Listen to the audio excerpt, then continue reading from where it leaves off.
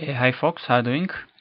So a couple of days ago, Magnus Carlsen was in Brazil to play a couple of rapid tournaments there. In a tournament which was closed UVA 4-player, a closed round-robin tournament between Carlsen and some South American GMs. And then I think it was an open tournament with still some lots of GMs there.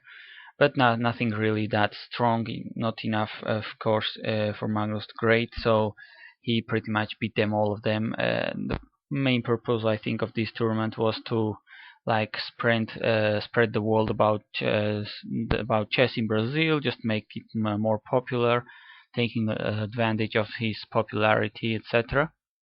So let us take a look here at one of those games. In this game, he plays white against Andres Rodriguez Vila from Uruguay, if I'm not mistaken. And really, he shows here how dangerous it is to play a concrete line against the Dutch, playing knight f3, and really makes black really feel ridiculous here. He's just absolutely gives black no chance and really punishes black in just very few moves in a very short game. Let us see. Magnus plays knight f3. I mean, this is very Magnus style. I've seen him play. You have seen him play this tons of times. f5, and he plays d3, preparing this e4 move. e4 the spot is possible, but probably not that sound. But d3 and now knight f6 and e4 is a more or less popular anti-Dutch line, and certainly can be really dangerous for black. A dangerous toy to play with if you're not very used to play the Dutch with black. So this could be these are the kind of games which usually finish in just 10-12 moves in white's favor in open tournaments. So let us see what happens here. Well, black plays d6, probably one of the main moves. Let us just take a look at a couple of lines. We'd watch what would be probably the main line, or the critical line, taking the pawn, right? Now white is just threatening to keep advancing the pawn, so other moves, they make no sense, d6 or e5 or whatever. So knight takes e4. Once you're there, you gotta take it. Bishop d3 would be played, and now knight f6. And here, well, still castling is still probably enough to have compensation for the pawn. White is way ahead in development, but knight g5 is the critical move here, threatening, well, depending on what black would play, threatening a bunch of things, but all this based on this on the weakening of these light square diagonals leading to black king. Just a couple of examples. For instance, first a bad move, which would be not a good one, just say d5. Now here white takes advantage of the fact that his queen can go to h4, h5 checking, to just take the pawn on h7, and if black keeps taking it, of course, queen h5 check, taking the knight back and leaving black in a horrendous position. And well, now a more sound move like g6 probably probably not, still very good for white, but not that bad, of course. Now this is followed by the nice h4, and once again threatening this possibility to play h5 and etc. And once again, just to illustrate a little bit what's going on here, if d5 h5, this is to move bishop g4, but still after f3, if bishop takes h5, now h4, and the piece, it seems, is trapped, and really a big mess going on here. But this should be already winning for white. So just to show you how badly this could go for black if he's not careful enough. So wisely, Rodriguez Vila just declines this offer and plays d6, more safer. Now Magnus takes on f5, bishop takes f5, and now he plays the pawn once more. Makes sense. I mean, it's not you're not following the basic rules of not moving pawns twice, but in this case it makes all the sense in the world to prevent black from playing e5 and taking a nice control of dark squares in the center. So now queen d7 and knight c3. By the way, Nakamura won a game with this line with white pieces in 2008 in my database. Interesting. So after queen d7, knight c3, Magnus just playing simple, developing pieces, g6. Now bishop d3, bishop g7. Well, probably taking on d3, more or less playable once again. Not really, nothing that strange happening. Bishop g7, say castle, knight c6. Well, I mean, white is more comfortable. He has more space in the center, but still, this is playable position. So bishop g7 was played instead. Now white castled.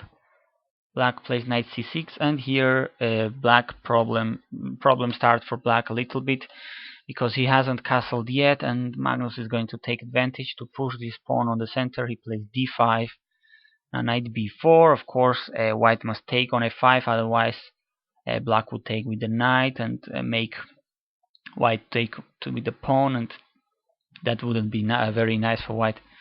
So bishop takes, and here g takes f5 was played by Rodriguez. Certainly, black's position also not looking that nice, looking a little bit suspicious. Taking with queen, probably the idea behind it, I mean the reason why black rejected this idea was that after knight d4, attacking the queen, of course, Magnus is getting in to e6, and not a really nice place to live for the knight of the world champion to get into your king's position. So probably this is the reason why black just didn't make this move. Anyway, as we will see in the game, it's a very similar, basically the same idea will happen. So black will not be able to stop it just for a couple of moves. Now g takes f5 was played. A3, just asking this knight what is going to do. Knight a6, now knight d4, with the same idea as we just saw, to put a monster knight on e6, which would be dominating all the black camp. Black tries to resist for a while, knight c5, defending that square, but white has a simple b4, chasing that knight. Now knight e4, knight takes. Here f takes was played. If knight takes e4, funny enough, after knight e6, black can easily resign, because white has just too many threats, taking on g7, getting into h5, and black can't castle. This knight is guarding both long castle and short castle, preventing both of them, so black can basically resign here. There is pretty much nothing to do. Both these are two main threats here, very deadly, very killer moves here. So instead f takes e4 was played. This way the knight is at least preventing the queen from jumping to h5 for the time being. But still, the knight goes to e6, and it controls a bunch of dark squares here right into black's field, and this is really looking absolutely horrible already for black. Rook goes to g8 just to protect. Now black is just clearly looking for the salvation, but really just there, sitting there and waiting for white to execute the threats. Bishop b2 was played, and I guess that getting rid of this knight is an idea here, just to be able to get into the h5 would be helpful for white, of course, to get in. And well, anyway, it's developing the bishop into the big diagonal, into a great diagonal, so can't be a bad move never. Now c6, but of course Magnus keeps the pawn in the center, c4, and bishop h8. Really difficult to suggest a move here for black. He can't castle, his king is stuck in the middle, his rooks are not connected, he doesn't have counterplay, he doesn't have almost anything.